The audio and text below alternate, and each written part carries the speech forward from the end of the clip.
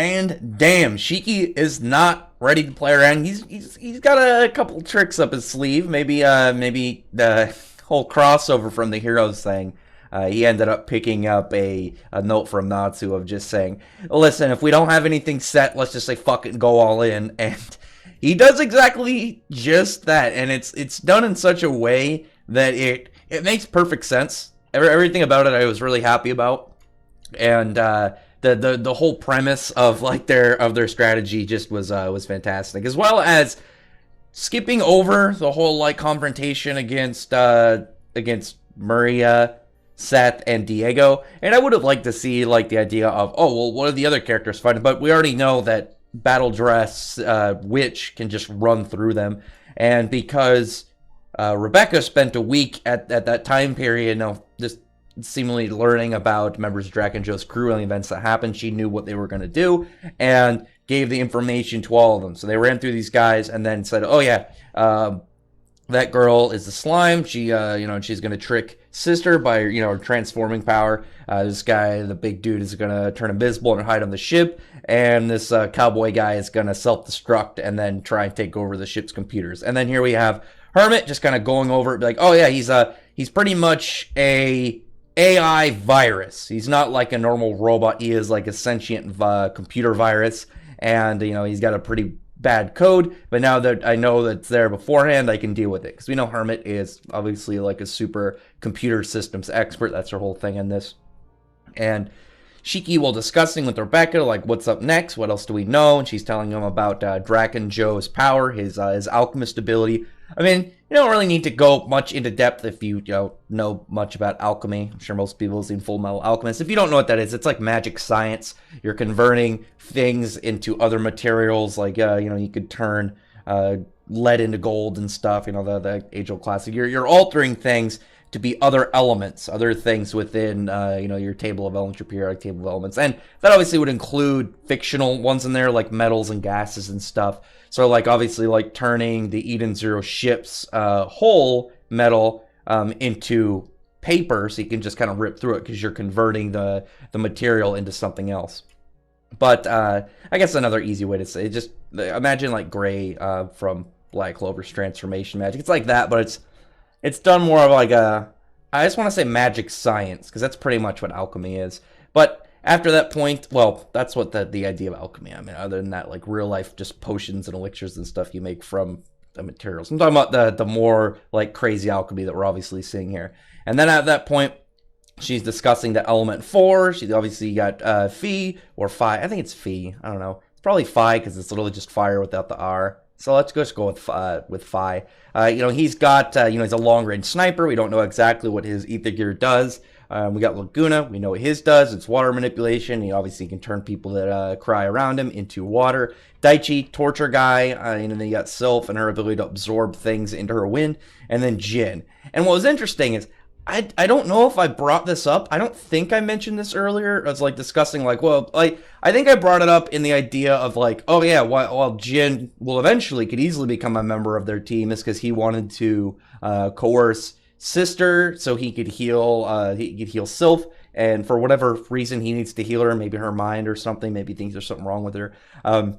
It was, oh, maybe he'll eventually like be able to come to their team because of that. I didn't think that would be like a straight like negotiation point like mid arc. I think that's actually pretty good, because that will help even a lot on their sides if, while going up against the element for Draken Joe, that they're able to get Jin on their side, because Jin not only is obviously very powerful, he's got the pseudo overdrive, not the full one, but like a partial one, and he kind of sits in like a position like Gajil in a lot of ways, and both in role, but also kind of when you think about it, you have Phantom Lord, they have their element 4, and then Gajil as their kind of like ace guy, and as far as we can see, Jin was stronger than the element 4, and then you have it the same way for Draken Joe, his element 4, and Jin. He's got, his crew, and then one between him and then in terms of power, except unlike Gajil was just kind of like, he was in everything. He really liked the thrill of the battle. He really liked a little bit of torture and the whole flex of how powerful he was. And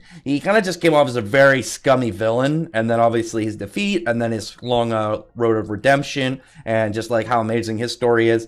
But with Jin, I'd see it being more of just like straight negotiation. Instead of trying to win him over in a fight, they're gonna just try to reason with him and be like, listen. We could fight, or we got what you want. Can you help us beat this guy? Because we know you don't like him, and us as the readers already know that he doesn't like the whole like torture and goring like stuff. As we saw, like him and Laguna weren't a fan of that. Jin even seems to have some of it somewhere in his backstory. So obviously, like, given the opportunity of helping his sister as well as not being part of Draken Joe's whole establishment, he'll probably be perfectly fine switching sides because he doesn't seem evil. He just seems willing to go to whatever extent he needs to in order to help his sister. And obviously, if they can help, if he can get the aid of said healer that he wanted to heal his sister, then sure, yeah, he's gonna get it all done.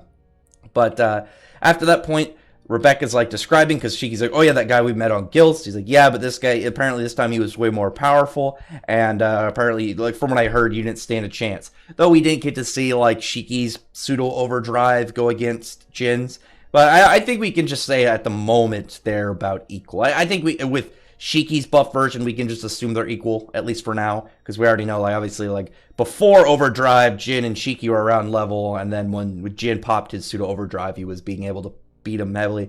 And as we saw, like, with Elsie, the parasite pretended to be Elsie, and the Kurenai mech, that pseudo Overdrive gives him a massive increase in his stats in general. But obviously, like, Sister's like, yeah, of course, we got the real Sister. I'm going to be able to do his thing, because Moscow reveals that, yeah, he wanted, his only real weakness would be that he wants someone to heal his sister. That's what they're obviously looking for. The fake sister, back in the whole Gilst arc. And because of that, they have an advantage on him. They have something that will help, get him on their side.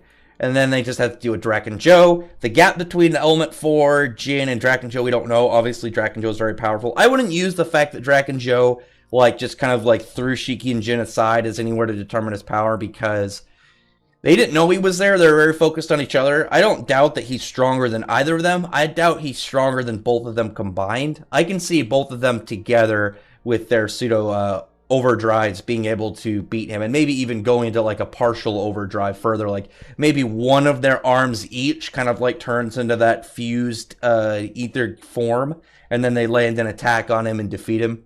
I think would actually be even cooler, instead of like a punch, is if it's just like, imagine just their hands, not even their arms, and they go for like, maybe Shiki uses gravity to push Draken Joe down, and then Jin uses wind to like shoot him up in the air, and you just have forces on both sides, and they're just kind of like ripping into him. He's got the pressure of gravity and the shredding winds like up below him. That'd be really sick. That'd be a really badass way to end it, especially when they're going to team up.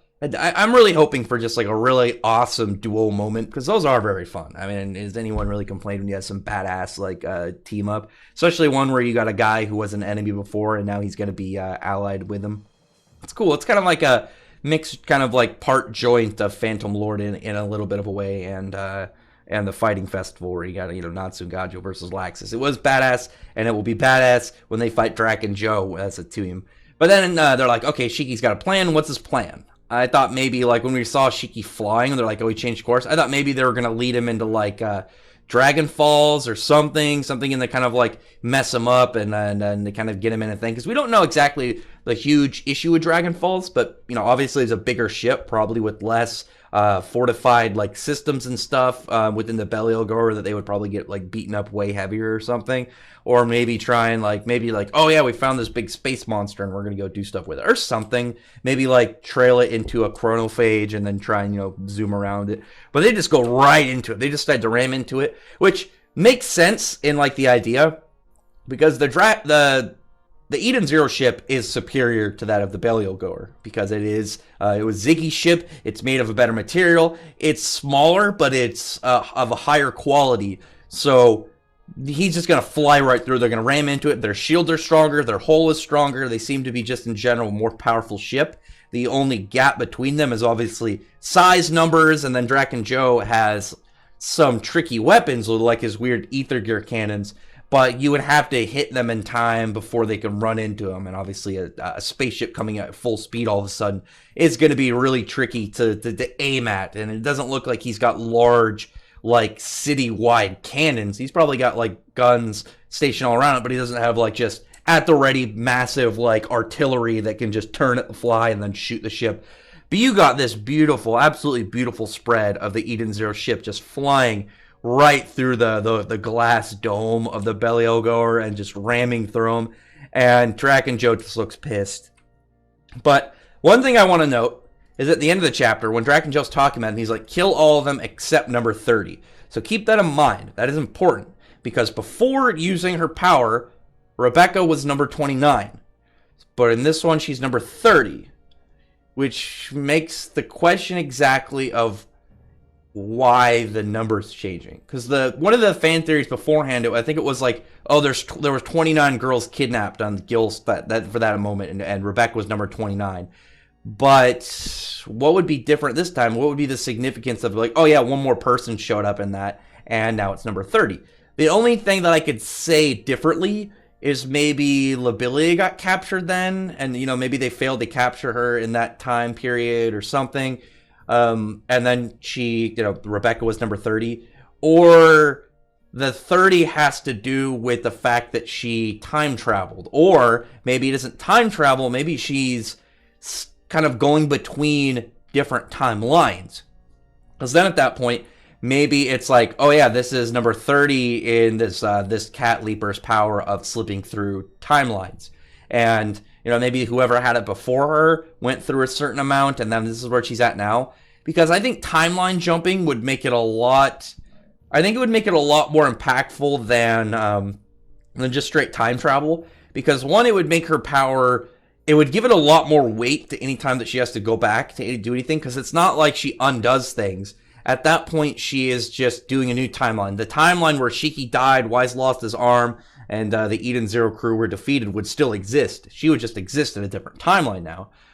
But I do like the idea also that maybe like when she went back in time, maybe like the ripples of time travel caused something to be different, and then maybe somebody was captured in the process of the whole Gils thing, and there's just one other person. Like maybe Lobelia did get captured in this timeline. That's what led her to be captured at this point by Draken Joe. And, doing some weird kind of time shenanigans to fill that out. That's still a theory right now. They can't come up with any. I can't give any like concrete evidence or concrete claims. It's more of just like, hey, here's some theories. Here's some stuff we know. Maybe there's something in a previous chapter that will relate to this, and they'll be like, oh yeah, this is why it's number 30. Maybe there's something to note by it. Still really interesting to kind of like just look at already, because like time travel shenanigans are crazy. Hiro Mishima has had like his two other big series. I'm not going to go into depth if you haven't read them. But they have time travel shenanigans. The difference is you won't really see them as well. Like they're kind of like a built-in spot, and then they're really quiet, and they build around them. And then when it happens, it's a lot more. It's like a lot more kind of a surprise in the idea of, oh, that was time travel, versus this where time travel is going to be everywhere in Eden Zero. We already know that. It's going to be one of the major themes. But other than that, comment below. Tell me your thoughts are about this. I'm looking forward to seeing more about this. This is going to be pretty sick. I'm wondering if they're going to end up using the Eden Zero ship's weaponry in order to kind of like get to their advantage, because we know the Eden Zero as a ship is superior. So maybe they're going to have like shoot Draken Joe's tower with like a laser cannon or something. I hope in something like that. And especially because their ship is inside now, you should have the battle dress for each of the girls as well. And that would be a really big differing factor for, say, Homura versus Sylph, is maybe she has her battle dress this time. And I could see battle dress being kind of just like a in-between power-up until she eventually gets overdrive, and something just to kind of build them. Like with Rebecca, until she gets overdrive to make her stronger, she could just get better guns. Wise, obviously better tech. Shiki's seems to be more of straight into overdrive, because he doesn't really, at the moment, have any other equipment. I mean, the only thing he really has is X-ray goggles, and they could be useful, but I don't really know what kind of boost they would possibly give him. Maybe just like seeing in the area around him, and maybe he could be like, oh yeah, there's a pipe under here. Gravity lift it up, spray him with water or something, disorientate him, gravity punch or something. Either way, comment below, thumbs up the video, friend the like button, subscribe button, and check out my other videos. But other than that, I appreciate everyone who's already subscribed, and I thank you all for listening. Bye.